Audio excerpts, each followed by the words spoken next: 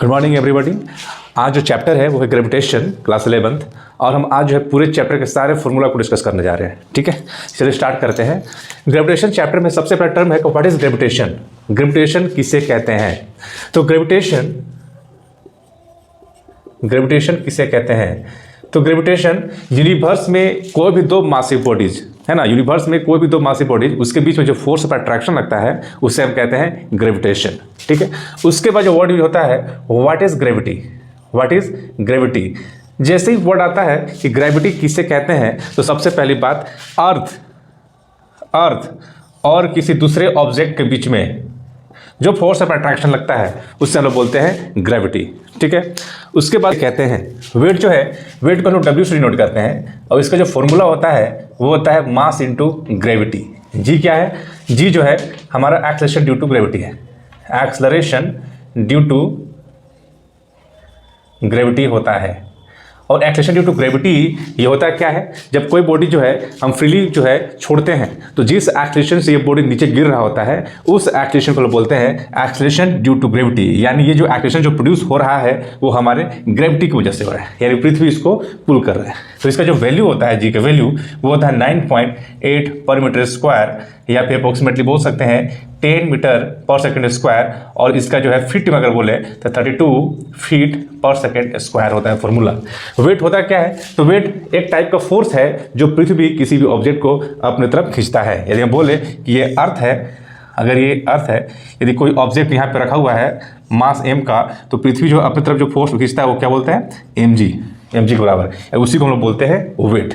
ठीक है, और वेट क्या है? एक वेक्टर क्वांटिटी होता है, और इसका जो एसआई यूनिट होता है वो होता है न्यूटन। यदि हम एग्जांपल में बोले कि अगर मास, किसी ऑब्जेक्ट का मास जो है यदि 50 kg है तो उसका वेट कितना होगा?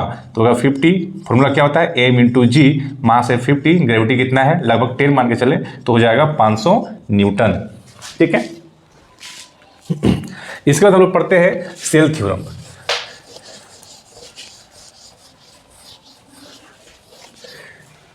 इसके बाद हम लोग पढ़ते हैं न्यूटन्स लॉ ऑफ ग्रेविटेशन।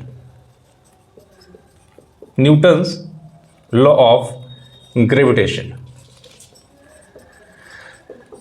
ये लॉ बताता है यदि कोई भी मास, एक मास m1 है, दूसरा मास मान लेते हैं m2 है, दोनों के बीच का डिस्टेंस यदि r डिस्टेंस है, तो हम बता चुके हैं जो ग्रेविटी होता है, जो ग्रेविटेशन होता है, उसका नेचर ही होता है क्या है? Attractive nature. क्या होता है? अट्रैक्टिव, है ना। ये किसी भी दो बॉडीज जो है सिर्फ अट्रैक्ट कर सकता है, रिपेल नहीं करता। यानी एक मास m1 m2 है, जिस फोर्स से एक दूसरे को खींचता है उसी को हम क्या बोलते हैं? Gravitational force. अब इसका जो वैल्यू होगा, ग्रेविटेशनल फोर्स का जो वैल्यू होता है, ग्रेविटेशनल फोर्स जो फोर्स होता है वो मास पर डिपेंड करता है। जितना ज़्यादा मास का वैल्यू होगा उतनी ज़्यादा क्या होता है? फोर्स का वैल्यू है। जितना मास का वैल्यू कम होगा फोर्स का वैल्यू उतना ही कम होगा। F also proportional to mass m1 and m2, यानी m1 m2 दोनों के मास पे डिपेंड करता है। एंड थर्ड इज कि इनवर्सली प्रोपोर्शनल टू डिस्टेंस का होल स्क्वायर, यानी डिस्टेंस दो ऑब्जेक्ट का डिस्टेंस यदि लोग बढ़ाते हैं तो फोर्स कम लगेगा, यानी आर की वैल्यू बढ़ाते हैं तो फोर्स का वैल्यू घटता है। यदि आर की वैल्यू घटाते हैं, मतलब एक दूसरे को नजदीक लाते हैं, तो फोर्स का वैल्यू बढ़ता है, यानी आर घटाएंगे तो फोर्स का वैल्यू बढ़ेगा। इसमें हम लोग बोल सकते हैं कि जो फोर्स है इनवर्सली प्रोपोर्शनल टू डिस्टेंस का स्क्वायर, या स्क्वायर ऑफ डिस्टेंस। क्लियर है? अगर इसको इक्वेशन हम लोग 1 मान ले, इसको इक्वेशन 2 मान ले, इसको इक्वेशन 3 मान ले, तो फ्रॉम तीनों इक्वेशन से, है ना, equation 1, equation 2, equation 3, force is proportional to mass m1 m2, m1 m2 proportional है, and inversely proportional to R square. ठीक है, यानी अभी देखें कि फोर्स जो है, फॉर्मूला जो होता है m1 m2 by R square, जैसे ही प्रोपोर्शनल साइन हटाते हैं कॉन्स्टेंट टर्म आ जाता है capital G m1 m2 by R square. This is formula of gravitational force. ठीक है, जहाँ जो G है, G को हम बोलते हैं universal gravitational force constant. Gravitational force constant, और कैपिटल G का जो वैल्यू होता है वो होता है 6.67 इंटू 10 के पावर -11 न्यूटन मीटर स्क्वायर पर kg स्क्वायर। ठीक है, और यदि इसका हम लोग डायमेंशन का बात करें, डायमेंशन का, तो डायमेंशन निकालने के लिए हम लोग बता सकते हैं, जैसे हम लोग बात करें कैपिटल G का डायमेंशन का, तो कैसे निकालेंगे? तो जैसे कि हम बोले कि जो फोर्स जो फॉर्मूला होता है वो होता है capital G m1 m2 by R square. तो G इक्वल टू हो जाएगा, क्रॉस मल्टीप्लाई करेंगे तो फोर्स इंटू डिस्टेंस का whole square divide by mass m1 into m2। ऐसा ही निकालना हो फोर्स इसका कैपिटल G का, तो फोर्स का होता है न्यूटन, ये डिस्टेंस का होल स्क्वायर रहता है metre square divide by mass into mass यानी kg का स्क्वायर। तो हम बोलते हैं ये 7 क्या होता है न्यूटन मीटर स्क्वायर पर kg स्क्वायर। जैसे हम लोग डायमेंशन का बात करते हैं, इसका जो डायमेंशन होगा फोर्स का होता है mlt-2 इंटू डिस्टेंस का होगा l स्क्वायर और मास का हो जाएगा 2 मास है m इंटू m, एक m से एक m चला गया तो ये m ऊपर जाएगा तो m के power -1 l into l square l cube t के power -2। This is dimension of capital G। ठीक है, इसके बाद जो टॉपिक आता है वो आता है शेल थ्योरम। शेल थ्योरम किसे कहते हैं, क्या होता है? Newton's shell theorem, Newton's shell theorem. इसमें 2 पॉइंट है समझने के लिए। पहला, अगर आउटसाइड बॉडी की बात करेंगे, आउटसाइड बॉडी का बात करेंगे तो कहता है इसमें फर्स्ट हम लोग लेते हैं होलो स्फीयर, होलो स्फीयर। ठीक है, होलो स्फीयर को लोग शेल भी बोलते हैं। यदि होलो स्फीयर है, यह है होलो स्फीयर, ठीक है, जिसका मास हम मान लेते हैं कैपिटल M है और इससे हम मान लेते हैं कि R डिस्टेंस पे, सेंटर से R डिस्टेंस पे एक छोटा मास है ये चीज़। ठीक है, तो ये जो स्फीयर है, ठीक है, ये जो स्फीयर है इसको अपने तरफ जिस फोर्स से खींचेगा वो फोर्स होगा कैपिटल G, इसका मास कैपिटल M, उसका मास स्मॉल m, दोनों के बीच का डिस्टेंस कितना है R स्क्वायर। सिंपल सा फॉर्मूला हो जाता है। ठीक है, क्योंकि ये जो मास है वो आउटसाइड है। ठीक है, इसका फॉर्मूला हम लोग ऐसे लिखेंगे। दूसरा, यदि मान लेते हैं कि सॉलिड स्फीयर है, सॉलिड स्फीयर है तो सॉलिड स्फीयर कैसा होगा, इस टाइप से पूरा भरा हुआ है ना। और यहाँ से मान लेते हैं R डिस्टेंस पे एक छोटा सा मास है स्मॉल m, तो भी जो है इसका मास m है, इसका मास स्मॉल m है। तो डिपेंड नहीं करता है कि होलो है कि सॉलिड है, अगर आउटसाइड है तो कोई फर्क नहीं पड़ता है, फोर्स उतना ही लगेगा। यानी इस पर जो फोर्स जो लगा रहा है ये जो है, तो फोर्स जो फॉर्मूला होगा कैपिटल G, इसका मास m, इसका mass small m divide by distance का होल स्क्वायर। फर्क तब पड़ेगा फॉर्मूला में जब हम लोग इनसाइड के बारे में बात करेंगे। इनसाइड में होलो और सॉलिड पे फर्क पड़ेगा। ठीक है, तो दूसरा हम लोग केस लेके चलते हैं इनसाइड बॉडी।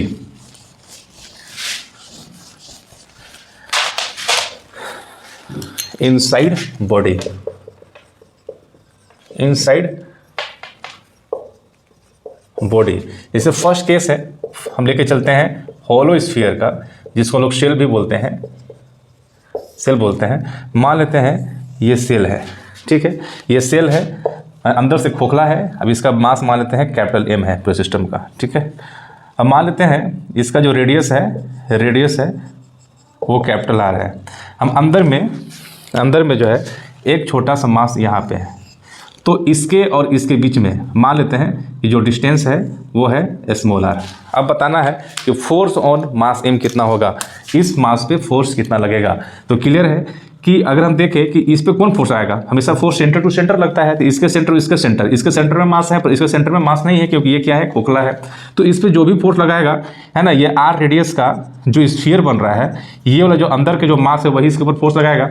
लेकिन अंदर में M इनसाइड जो मास है वो 0 है, तो बोल सकते हैं कि इस पे जो फोर्स लग रहा है वो कितना होगा, 0 होगा, क्योंकि इनसाइड जो है इस स्फीयर का मास 0 है, तो इस पे जो है कोई जो है फोर्स नहीं लगाएगा। ठीक है, लेकिन वही जब हम दूसरा पॉइंट का बात कर रहे हैं, सॉलिड स्फीयर का बात कर रहे हैं, और सॉलिड स्फीयर का एग्जाम्पल जो है हम अर्थ का भी ले लेते हैं, अर्थ का ले लेते हैं। तो इस केस में हम देखते हैं कि मान लेते हैं ये स्फीयर है और इसका ये जो है पूरे अर्थ है, मतलब सॉलिड है मान लेते हैं, और अंदर से पूरा जो है भरा हुआ है। अब इसका मास क्या मान लेते हैं, कैपिटल M। अब इसका जो रेडियस है वो वो है कैपिटल R। ठीक है, मान लेते हैं इसके इनसाइड में एक बॉडी है मास M का, और यहाँ से यहाँ तक का जो डिस्टेंस है स्मॉल r है।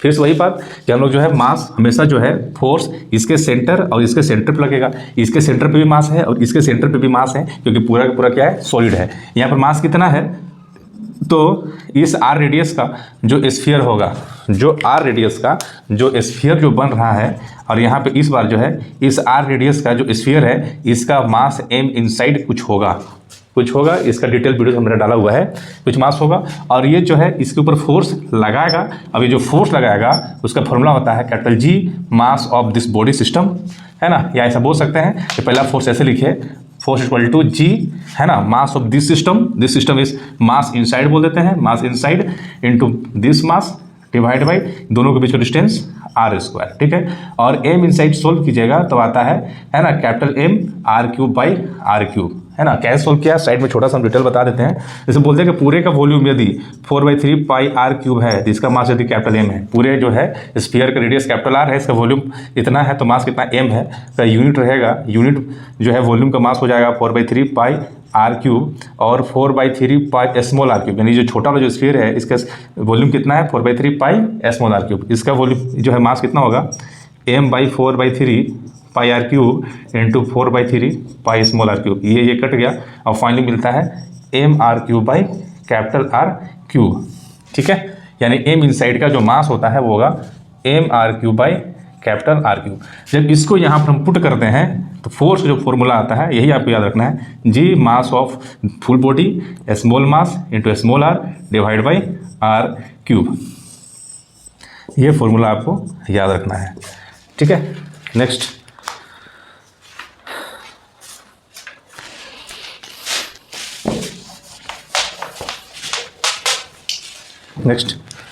स्मॉल जी का वैल्यू, जैसे बोले फॉर अर्थ के लिए के बात चले, फॉर अर्थ के केस में जो मान लेते हैं कि ये अर्थ है, earth is a solid sphere, earth जो है इसका मास m होता है।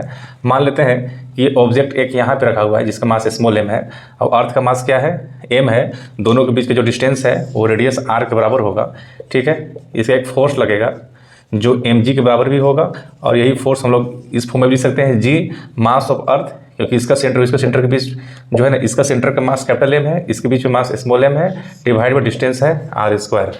तो यहाँ से जो है दिस फोर्स को दोनों को हम इक्वल लिख सकते हैं, यानी M G is equal to G mass M by R square और यहाँ से जो स्मॉल जी का वैल्यू आता है वो आता है G M by R square. इसको याद रखना है, ठीक है। यानी जो स्मॉल जी है एक्सेलरेशन ड्यू टू ग्रेविटी है ना, वो जो है एम क्या है, मास ऑफ अर्थ, यानी किस पर डिपेंड करता है, मास ऑफ अर्थ पे डिपेंड करता है, और आर क्या है, रेडियस ऑफ अर्थ पे डिपेंड करता है। और जब हम इसका वैल्यू पुट करते हैं, जी का वैल्यू मालूम है, जी का वैल्यू 6.67 10 के पावर -11 पुट करते हैं, मास ऑफ अर्थ है, मास ऑफ अर्थ 6 × 10 के पावर 24 kg इसमें पुट करते हैं, रेडियस होता है 6.4 10 के पावर 6 मीटर, इसमें जब पुट करते हैं तो जो जी का वैल्यू आता है वो आता है 9.8 मीटर पर सेकेंड स्क्वायर, ठीक है। तो यहाँ से जो है जी का वैल्यू आता है। अब हम लोग चलते हैं variation of G, variation of जी।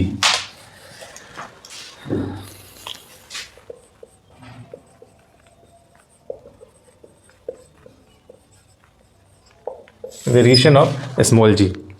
तो जो ग्रेविटी जो है ना, उसका वेरिएशन 4 प्रकार से होता है। First is with height, with height, यानी हाइट के साथ जो है ग्रेविटी, हम लोग जानते हैं जैसे जैसे पृथ्वी की सतह से हम लोग ऊपर जाते हैं ग्रेविटी क्या होता है, डिक्रीज करता है, और कितना डिक्रीज करेगा उसका फॉर्मूला होता है। मान लेते हैं ये अर्थ है, ये दिस इज अर्थ, अर्थ जिसका मास मान लेते हैं कैपिटल एम है, ठीक है, और यहाँ से इसका रेडियस मान लेते हैं आर। मान लेते हैं यहाँ से एच हाइट पे, यहाँ पर ग्रेविटी क्या होगा, ग्रेविटी मान लेते हैं क्या है, जी एच है, एच हाइट पे, और सरफेस पे ग्रेविटी कितना है, सरफेस ग्रेविटी स्मॉल जी, यानी स्मॉल जी जो क्या होता है, ग्रेविटी है ना on surface of the earth होता है। तो जी एच का जो वैल्यू होता है ना, जी एच इक्वल टू होता है G into R square by R plus H का होल स्क्वायर, या इसको बोल सकते हैं जी एच इक्वल टू होता है G into R by R plus H का होल स्क्वायर। एक ये फॉर्मूला है, ये फॉर्मूला लोग तब यूज करेंगे जब एच का वैल्यू बहुत लार्ज है। एच का वैल्यू क्या है, जब लार्ज है तो ये फॉर्मूला ही यूज करेंगे, ग्रेविटी एट हाइट एच। दूसरा फॉर्मूला होता है gravity at height H equal to होता है G into 1 - 2h by R. ये फॉर्मूला तब बनाया गया है जब एच क्या है, वेरी स्मॉल। वेरी स्मॉल मतलब ये है जहाँ रेडियस ऑफ अर्थ होता है 6400 किलोमीटर, 6400 किलोमीटर, वहीं अगर हम बोलते हैं कि जहाँ रेडियस है 6400 किलोमीटर, हाइट गए 1 किलोमीटर, आधा किलोमीटर, 2 किलोमीटर, तो 6400 किलोमीटर के रिस्पेक्ट में 1 किलोमीटर कितना है, बहुत छोटा है, एच बहुत छोटा है, तो उस केस में जीएच का फॉर्मूला हम लोग ये यूज करेंगे, ठीक है। दूसरा होता है विथ डेप्थ, डेप्थ के साथ भी जो है ग्रेविटी चेंज करता है।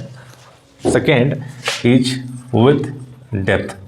हम लोग जानते हैं जैसे जैसे पृथ्वी के हम लोग नीचे जाते हैं, अंदर जाते हैं, ग्रेविटी क्या होता है, डिक्रीज करता है। मान के चलते यहाँ से हम नीचे चले गए, कितना डी है ना, तो यहाँ पर ग्रेविटी कितना होगा, जी इंटू डी मान लेते हैं, है ना। सरफेस पे कितना ग्रेविटी है, जी ग्रेविटी है। जैसे जैसे नीचे गए कितना हो गया, जी डी हो गया, है ना। और जी डी का वैल्यू कितना हो जाएगा, तो ये होता है G into 1 minus D by R. This is formula, this is formula, ठीक है।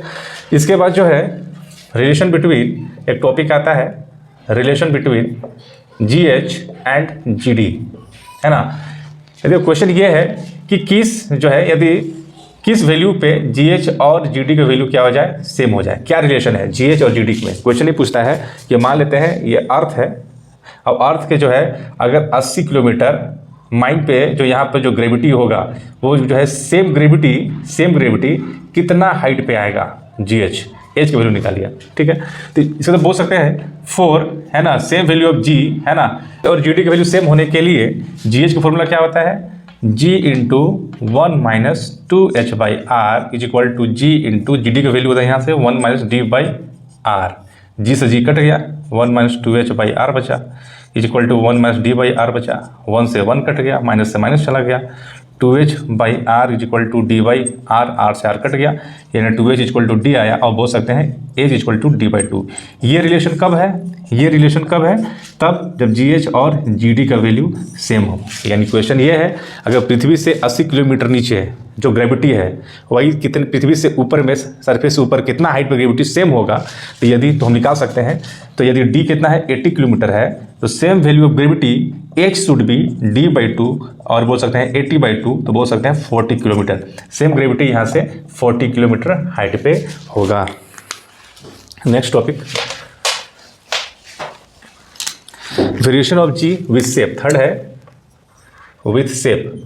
शेप की वजह से भी क्या है, ग्रेविटी चेंज होता है। जैसे हमारा जो अर्थ है वो इस टाइप से है, ठीक है, इस टाइप से, यानी इधर हम बोलते हैं ये इक्वेटर है, this is radius of equator, है ना। ये क्या पोल है यहाँ पे, तो इसको बोलते हैं रेडियस ऑफ पोल, या पोलर रेडियस भी बोल सकते हैं, ठीक है। तो ये क्लियर है ना, यहाँ पे जो इक्वेटोरियल जो रेडियस है यहाँ से यहाँ तक का, अगर मान लेते कि ये क्या है, अर्थ है, अब हम लोग बोलते हैं कि इसको क्या बोलते हैं हम लोग, इसको बोलते हैं हम लोग इक्वेटर, है ना। ये क्या है, इक्वेटर, ये क्या है, पोल है। तो यहाँ से यहाँ तक का रेडियस जो है आर बड़ा होता है रेडियस ऑफ पोल से। हम लोग जानते हैं कि स्मॉल जी जो होता है वो होता है G M by R square, और बोल सकते हैं कि जी जो inversely proportional to R square होता है।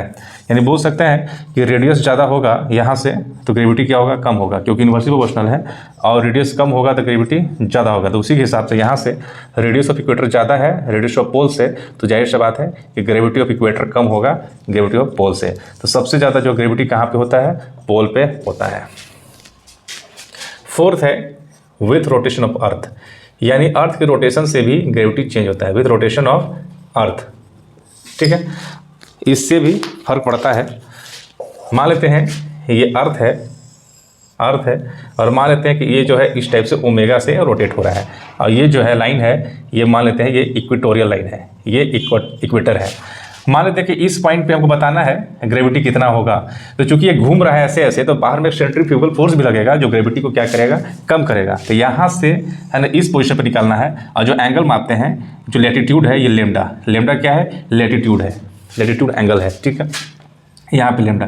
तो यहाँ पे एक तो नीचे ग्रेविटी लग रहा है ना, एक mg जो है ग्रेविटी लग रहा है, एक बाहर में सेंट्रीफ्यूगल फोर्स लगता है, इसलिए यहाँ पर जो है क्या है, हम मान लेते हैं जो ग्रेविटी होगा वो कितना होगा, जी लेमडा होगा। और जी लेमडा का जो फॉर्मूला होगा, G minus capital R omega square cos square lambda, this is formula, है ना, एट एनी पॉइंट, है ना, एट एंगल लेमडा, ठीक है। जहाँ आर क्या है, रेडियस ऑफ अर्थ है, रेडियस ऑफ अर्थ है, ओमेगा क्या है, एंगुलर वेलोसिटी ऑफ अर्थ है, और लेमडा क्या है, लैटिट्यूड। किसी प्लेस का हम लोग एंगल जो है कहाँ से मापते हैं, इक्वेटोरियल प्लेन से मापते हैं, इक्वेटोरियल प्लेन से मापते हैं, ये एंगल ऐसे है, ठीक है। जैसे पोल पे बात करेंगे तो लेमडा हो जाएगा 90 डिग्री, ठीक है। और जहाँ 90 डिग्री होगा पूरा पूरा जीरो, और जो है पोल पे जो ग्रेविटी होगा वो जी के बराबर हो जाएगा, ठीक है। तो आप समझ गए होंगे कि किसी भी पॉइंट पे आप रोटेशन ऑफ अर्थ को भी काउंट करते हैं, तो मतलब जो एक जो इधर में रियल में जो ग्रेविटी लग रहा है और एक बाहर में जो सेंट्रीफ्यूगल फोर्स लग रहा है, तो वो जो है ग्रेविटी में सेंट्रीफ्यूगल फोर्स क्या करता है, ग्रेविटी को डिक्रीज कर देता है, और फाइनली मान लेते हैं कि यहाँ पर ग्रेविटी कितना लग रहा है, जी लैम्डा, उसका वैल्यू जो है इतना होता है। ज़्यादा डिटेल बात नहीं कर सकते हैं क्योंकि फॉर्मूला पर डिस्कशन हो रहा है सिर्फ। ये था variation of G. Gravitational field किससे कहते हैं, व्हाट इज ग्रेविटेशनल फील्ड? इसको लोग कैपिटल ई से दिखाते हैं, चूंकि ये वेक्टर क्वांटिटी है इसलिए ई के ऊपर जो है हम जो है तीर के निशान लगाएं। ग्रेविटेशनल फील्ड होता क्या है कि किसी भी है ना ऑब्जेक्ट के जो जितने स्पेस तक ये फोर्स लगा सकता है उस फील्ड को हम लोग बोलते हैं ग्रेविटेशनल फील्ड। और ग्रेविटेशनल फील्ड का जो फॉर्मूला होता है वो होता है ग्रेविटेशनल फोर्स बाई मास। क्या होता है? ग्रेविटेशनल फोर्स बाय मास, ठीक है। यानी जो ग्रेविटेशनल फील्ड है वो होता है फोर्स बाय मास, ठीक है। और इसका और फॉर्मूला क्या होगा? क्योंकि जैसे एफ का फॉर्मूला बोलते हैं कि G capital M small M by R square होता है, तो यदि हम इसी के फॉर्मूला में यदि हम लोग पुट कर दें जी की value G M small M by R square, एक नीचे स्मॉल एम है, एम से एम कट गया, अब ग्रेविटेशनल फील्ड का फॉर्मूला जो बन गया वो है capital G M by R square. समझ में आ रहा है? This is formula. ये फॉर्मूला कैसे यूज करें? अगर इसके SI यूनिट के बारे में बात करेंगे, SI यूनिट के बारे में, तो ये क्या फोर्स बाई मास है, यानी न्यूटन पर केजी है, न्यूटन पर केजी है, ठीक है। डायमेंशन की अगर बात करेंगे, डायमेंशन का बात करेंगे तो फोर्स का होता है mL/t-2, नीचे क्या है मास m कट गया, होता है L/t-2, जस्ट लाइक एक्सलरेशन, है ना। और इसको कैसे सोल्व करेंगे? मान लेते हैं एक मास यहाँ पर है, ये जो मास है अपने से r डिस्टेंस पे किसी पॉइंट पे इसका फील्ड कितना होगा, तो ये जो फील्ड होगा, ये जो मास है अपने से r डिस्टेंस पे इस पॉइंट पे ग्रेविटेशनल फील्ड कैसा नेचर होगा? अट्रैक्टिव नेचर होगा। और E का जो वैल्यू होगा वो होगा कैपिटल G, कौन लगा रहा है? ये मास कितना डिस्टेंस पे r, तो Gm by R square. This is formula of gravitational field. इसके बाद आएगा gravitational potential energy and then potential.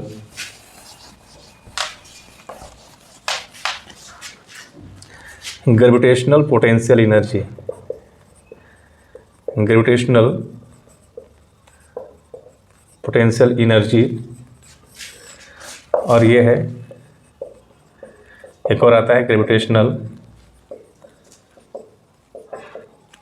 Potential, gravitational potential. ये दो मास के बीच में, एक मास और एक मास के बीच में डिस्टेंस यदि हम r है, तो दो मास के बीच में जो लगता है वो लगता है पोटेंशियल एनर्जी। इसको यू से डिनोट करते हैं और ये फॉर्मूला हो जाएगा माइनस कैपिटल G, इसका मास m1, इसका मास m2 डिवाइड बाई डिस्टेंस का होल स्क्वायर। और ये जो माइनस वो दिखाता है कि दोनों कैसा नेचर है? अट्रैक्टिव नेचर है। माइनस क्या दिखाता है? अट्रैक्टिव नेचर को दिखाता है, अट्रैक्टिव नेचर को दिखाता है। वहीं ग्रेविटेशनल पोटेंशियल क्या होता है? इसको लोग भी से डिनोट करते हैं और ये होता है it is work done by mass, it is work done per unit mass. ये क्या होता है? Work done per unit mass होता है। और बोल सकते हैं वर्क डन ही क्या होता है? तो एनर्जी है, तो बोल सकते हैं और क्या है? It is potential energy per unit mass. यानी पोटेंशियल क्या होता है? This is potential energy per unit mass, ठीक है। ये होता है ना। और इसको लोग बोल सकते हैं कि B equal to potential energy formula क्या होता है? माइनस G, है ना, m1 m2 बाई r होता है। एक नीचे मास है, एक मास चला गया तो पोटेंशियल क्या हो गया? Minus G m by r। यह समझने के लिए ऐसा समझ लीजिए कि एक मास है अपने से r डिस्टेंस पे, है ना, इस पॉइंट पे इसका पोटेंशियल कितना होगा, ठीक है ना। दो मास के बीच में पोटेंशियल एनर्जी, एक मास और एक पॉइंट के बीच में क्या लगेगा? सिर्फ पोटेंशियल लगेगा। और इसका जो वैल्यू होगा माइनस कैपिटल G, कौन लगा रहा है? ये मास लगा रहा है, m डिवाइड बाई कितना डिस्टेंस पे? r। चूंकि स्केलर क्वांटिटी है, दोनों क्या है? स्केलर क्वांटिटी है, तो इसका कोई जो है डायमेंशन, इसका कोई डायरेक्शन नहीं होगा। ये भी क्या है? स्केलर क्वांटिटी है, ठीक है। इसका SI यूनिट के बारे में बात करेंगे, क्योंकि ये एनर्जी है तो जूल में होगा, ठीक है। और ये क्या है? एनर्जी बाई मास है, तो इसका SI यूनिट जो है वो होगा जूल पर केजी। फिर से आपको समझना है क्या बोल रहे हैं, दो मास के बीच में potential energy m1 into m2 और एक मास और एक पॉइंट के बीच में सिर्फ पोटेंशियल यानी -g, इसका मास m डिवाइड बाय दोनों का डिस्टेंस r। ठीक है, नेक्स्ट पॉइंट, एस्केप वेलोसिटी।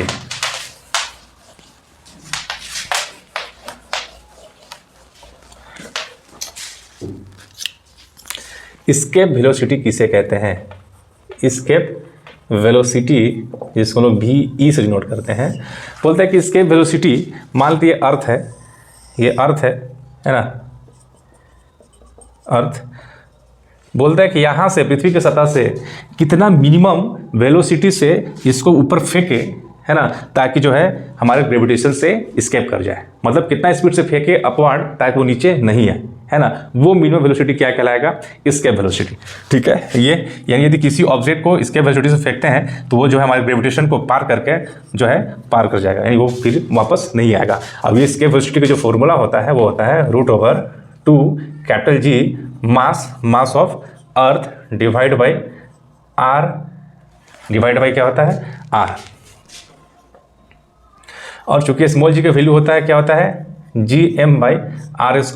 तो यहाँ से gm का वैल्यू जो है करें तो gr² जाता है, और इसका वैल्यू हम इसमें पुट करके देखें भी एस्केप हो जाता है 2 gm का वैल्यू क्या हो जाएगा? gr²/r, एक r से एक r चला गया, भी एस्केप का हो जाता है फॉर्मूला 2gr। तो बता दें कि दोनों ही फॉर्मूला क्या है? महत्वपूर्ण है, लेकिन सबसे ज़्यादा जो फॉर्मूला यूज होगा ये होगा।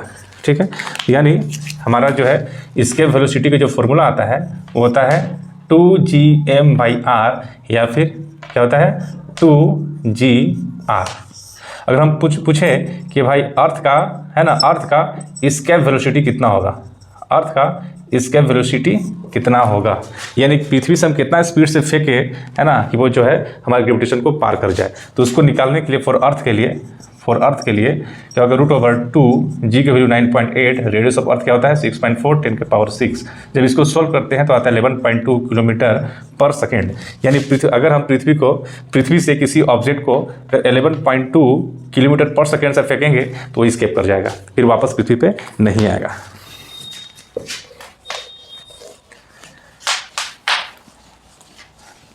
Orbital velocity, next topic is orbital velocity. Orbital velocity किसका? Of satellite. सैटेलाइट किसे कहते हैं? जो किसी प्लैनेट के जो है उसके चक्कर मारे सैटेलाइट कहलाता है। हम अर्थ के केस में देख रहे हैं, मान लेते हैं ये अर्थ है और इसका मास हम लोग हमेशा कैपिटल M मान रहे हैं, और इसका जो है रेडियस जो होता है वो r है। तो मान लेते हैं यहाँ से h हाइट पे, है ना, एक क्या है? सैटेलाइट है जो पृथ्वी के चारों ओर जो है रिवॉल्व कर रहा है, और जिस स्पीड से पृथ्वी के चारों चक्कर मारता है उस स्पीड को बोलते हैं ऑर्बिटल वेलोसिटी। यानी ऑर्बिट में जो वेलोसिटी होता है सैटेलाइट का उसे लोग बोलते हैं ऑर्बिटल वेलोसिटी, और सैटेलाइट का जो है मास m मान लेते हैं।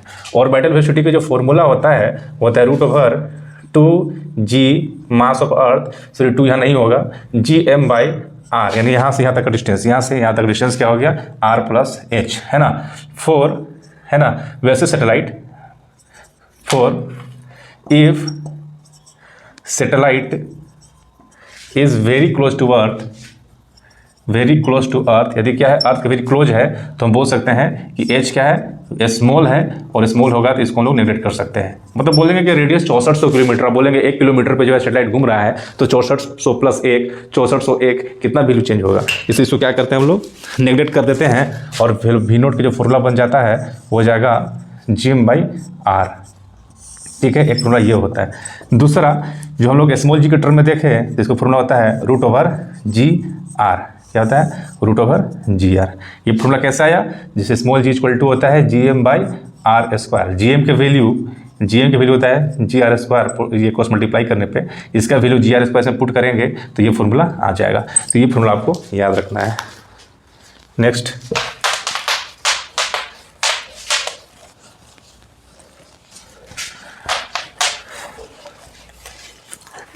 रिलेशन बिटवीन एस्केप वेलोसिटी यानी VE and orbital velocity v not, क्या रिलेशन है? तो बोलेंगे कि v एस्केप जो फॉर्मूला जो होता है वो होता है √2 gr और v ऑर्बिटल की वेलोसिटी होता है √g इंटू आर। जब दोनों को डिवाइड करते हैं तो आता है √, दोनों रूट में है तो दोनों को रूट के अंदर डाल देते हैं, ये कट गया, तो v escape by v not जो होता है ये √2 and v escape is √2 times velocity of orbital velocity. ये दोनों के बीच में रिलेशन होता है। नेक्स्ट, इसके बाद जो हमारा टॉपिक है वह है energy of satellite. Energy of satellite, energy of satellite, energy of satellite यानी बोले यदि अर्थ है, ये है अर्थ, इसका मास हम लोग मानते हैं m, ठीक है, और इसके चारों ओर सैटेलाइट क्या कर रहा है? रिवॉल्व कर रहा है, और जिस वेलोसिटी से रिवॉल्व कर रहा है सैटेलाइट, ये क्या है? सैटेलाइट है। जिस स्पीड से रिवॉल्व कर रहा है उसको हम लोग बोलते हैं ऑर्बिटल वेलोसिटी। यानी अगर हम बात करें एनर्जी ऑफ सैटेलाइट का, तो पहला इसके पास वेलोसिटी है तो क्या होगा? काइनेटिक एनर्जी होगा। यानी पहला क्या होगा? काइनेटिक एनर्जी होगा, और काइनेटिक एनर्जी क्या होता है? हाफ m v नॉट का स्क्वायर, और v नॉट कितना होता है? √gm/R। यानी पहला काइनेटिक एनर्जी जो होगा हाफ m v नॉट के स्क्वायर, यहाँ से पुट करते हैं G m/R, यानी ये होता है G_m/2r। पहला काइनेटिक एनर्जी ऑफ सैटेलाइट याद रखिएगा, पूछ सकता है ऑब्जेक्टिव में। दूसरा पोटेंशियल एनर्जी ऑफ सैटेलाइट, वो कितना होगा? तो U इक्वल टू होता है -G, है ना, मास ऑफ इसके बीच में, दोनों के बीच में क्या, दो मास के बीच में बताए थे, तो दो मास के बीच में पोटेंशियल एनर्जी होता है -G, mass of earth, mass of satellite, दोनों के बीच डिस्टेंस क्या है? मान लेते हैं यहाँ से यहाँ तक का डिस्टेंस है वो जो है स्मॉलर है, तो हो जाएगा स्मॉलर, चूँकि ठीक है यहाँ पर जो है वेलोसिटी में दो भी डिस्टेंस हम लोग r माने हैं, तो यहाँ लोग स्मॉलर लेके चलेंगे, ठीक है, ये हो जाएगा स्मॉलर, यहाँ हो जाएगा स्मॉलर।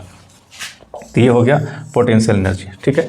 यदि बात करें total energy of satellite, total energy of satellite, तो वो हो जाएगा, दोनों को जोड़ना पड़ेगा, kinetic energy plus potential energy, इन दोनों को जोड़े तो Gm/2r, ये है माइनस में है, -G_m/2r, और जोड़ेंगे, सॉरी ये है r है, जब इसको सोल्व करेंगे तो आता है -Gm/2r, दिस इज, ठीक है। यदि हम रिलेशन की बात करें, यदि हम बोले कि भाई सैटेलाइट की जो काइनेटिक एनर्जी है वो होता है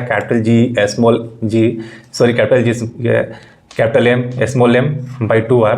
पोटेंशियल एनर्जी का जो फॉर्मूला होता है वो होता है -G_m/r, और टोटल एनर्जी का जो फॉर्मूला होता है वो होता है -Gm/2r, ठीक है।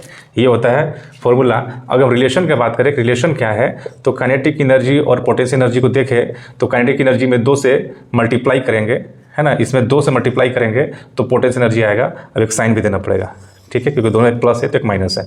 अगर पोटेंशियल एनर्जी और टोटल एनर्जी की बात करें तो टोटल एनर्जी में 2 से मल्टीप्लाई करेंगे तो इसके बराबर आ जाएगा, ठीक है। यदि काइनेटिक एनर्जी और टोटल एनर्जी के बीच रिलेशन की बात करें तो मैग्नीट्यूड दोनों का सेम है, बस फर्क है माइनस का, ये चीज़, ठीक।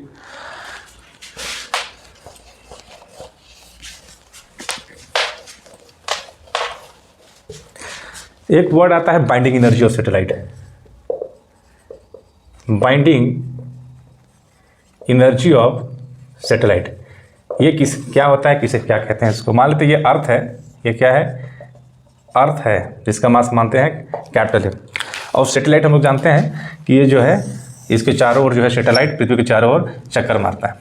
तो ये सैटेलाइट के जो है टोटल जो एनर्जी होता है हम लोग जान चुके हैं कितना होता है, -G mass of earth mass of satellite divided by 2 × r, ये होता है। तो बाइंडिंग एनर्जी होता है कि किसी सैटेलाइट को हम कितना एनर्जी दें ताकि जो है अपने ऑर्बिट से जो निकल के इन्फिनाइट पे चला जाए, ठीक है। फिर समझिए, हम बोले कि जो सैटेलाइट है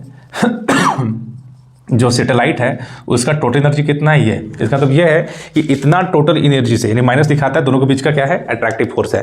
इतना फोर्स से एक दूसरे में क्या है? बाइंड है। तो उसको हम कितना एक्स्ट्रा जो एनर्जी दे ताकि जो है इसके साथ रिलेशन जो है तोड़ के ये इन्फिनाइट तक चला जाए, ठीक है। तो कितना इसको एनर्जी एक्स्ट्रा दे ताकि अपना ऑर्बिट को छोड़ के वो बाहर निकल जाए, इन्फिनाइट पे चला जाए। तो जो बाइंडिंग एनर्जी जो है वो इसका plus G capital M same plus of total energy देना पड़ेगा। मतलब बोल सकते हैं कि जो बाइंडिंग एनर्जी है ना, टोटल एनर्जी का मैग्नीट्यूड, ठीक है। मतलब हम बोल सकते हैं कि plus capital G M small M by 2r देना पड़ेगा। जब इतना देंगे एक्स्ट्रा तो ये माइनस में है, ये प्लस में है, जब दोनों को जोड़ेंगे तो हो जाएगा यहाँ पे एनर्जी जीरो। जब ये एनर्जी जीरो हो जाएगा, अब ये क्या हो जाएगा, बाहर निकल जाएगा। एनर्जी जीरो का मतलब है कि इसके साथ जो है बॉन्डिंग एनर्जी का है वो अब जीरो हो गया है, अब ये छोड़ के जो है निकल सकता है। यानी अगर क्वेश्चन पूछे व्हाट इज बाइंडिंग एनर्जी है क्या, तो बाइंडिंग एनर्जी बोल सकते हैं कितना एक्स्ट्रा एनर्जी इसको दे ताकि जो है अपने ऑर्बिट को छोड़ के वो बाहर निकल जाए, और उसका वैल्यू होगा plus capital G M M by 2r। ठीक, लास्ट टॉपिक है ग्रेविटेशन का Kepler's law. Kepler's law, Kepler's law, इसका जो फर्स्ट लॉ है, फर्स्ट लॉ इसको हम लोग बोलते हैं law of orbit. Law of orbit, इसका कहना है कि जो प्लैनेट अर्थ का जो है, जो सूर्य की परिक्रमा करता है, वो जो ऑर्बिट है वो होता है इलिप्टिकल। कैसा होता है, ऑर्बिट जो होता है वो होता है इलिप्टिकल ऑर्बिट होता है, ठीक है। और इलिप्स में 2 फोकस होता है, और सूर्य जो है किसी एक फोकस पे स्थित है, यानी ये क्या है, सूर्य है, ये जो है सन है। यानी जो अर्थ है या कोई भी प्लैनेट जो सूर्य की परिक्रमा करता है उसका ऑर्बिट सर्कुलर नहीं होता है, वो कैसा होता है, अंडाकार होता है, इलिप्टिकल होता है, ठीक है। इसे हम लोग बोलते हैं फर्स्ट लॉ। सेकेंड लॉ है, सेकेंड लॉ इसको लोग बोलते हैं law of area. Law of areas, कहना ये चाह रहा है, हम लोग जान चुके हैं कि जो ऑर्बिट क्या होता है वो इलिप्टिकल होता है। ऑर्बिट क्या होता है, यदि इलिप्टिकल ऑर्बिट होता है और जहाँ सूर्य जो है इसमें 2 फोकस होता है, सूर्य जो है किसी एक फोकस पे यहाँ पे है, ये सन है, ठीक है। तो बोलता है मान लेते हैं एक प्लैनेट है यहाँ पे ए पे, बोलता है कि बी जो है टाइम जो ए से बी पहुँच गया। मानते हैं कि एक प्लैनेट जो है, प्लैनेट मास एम का जो है टी टाइम में ए से बी पहुँच गया। क्या पहुँच गया, टी टाइम में ए से बी। तो इसका जो एरिया वेक्टर द्वारा, जो एरिया वेक्टर द्वारा जो एरिया बना रहा है, जो एरिया बना रहा है जिसको हम बोल रहे हैं एरिया A1, सेम प्लैनेट जब वो यहाँ पर होगा सी पे, और सेम टाइम में यहाँ पर, सेम टाइम यहाँ से यहाँ पहुँच गया, अगर यहाँ से सेम टाइम में मान के चलते यहाँ से यहाँ पहुँच जाता सी से डी, फिर जो एरिया वेक्टर द्वारा जो एरिया बनाएगा यानी A2, ये दोनों क्या होगा, सेम होगा। यानी बोल सकते हैं area swept, area swept by radius vector है ना, per unit time is same. मतलब dA/dt इज कांस्टेंट। मतलब एक सेम टाइम पे जो एरिया स्वेप्ट करेगा रेडियस वेक्टर द्वारा, ये कहीं भी हो, यहाँ से मान के चलते यहाँ से 1 घंटा में यहाँ पहुँच गया, तो जो एरिया बना रहा है वही प्लैनेट यहाँ पे होगा, 1 घंटा में यहाँ पहुँच गया, तो जो एरिया बनाएगा दोनों क्या होगा, सेम होगा। लास्ट है थर्ड,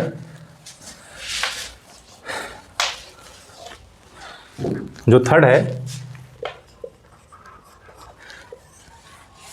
इसको बोलते हैं law of time period. Law of time period,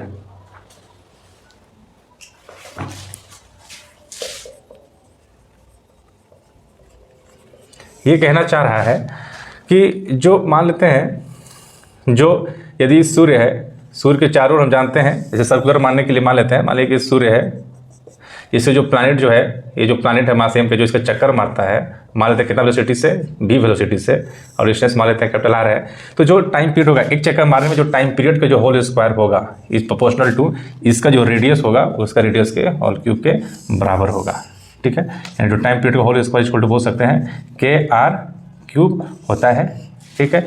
अगर ये कहीं भी क्वेश्चन पूछ देता है कि भाई K का वैल्यू कितना होगा, तो उसको ड्राइव करना होगा। जैसे कैसे ड्राइव करेंगे, तो जरा ध्यान से देखिए कि इसका टाइम पीरियड एक चक्कर मारने में टाइम कितना लगेगा, T, तो होगा इसका एक चक्कर मारने का भाई पेरीमीटर कितना है 2πR, यहाँ से यहाँ तक का डिस्टेंस कितना हो गया 2πR, कितना वेलोसिटी से चक्कर मार रहा है v।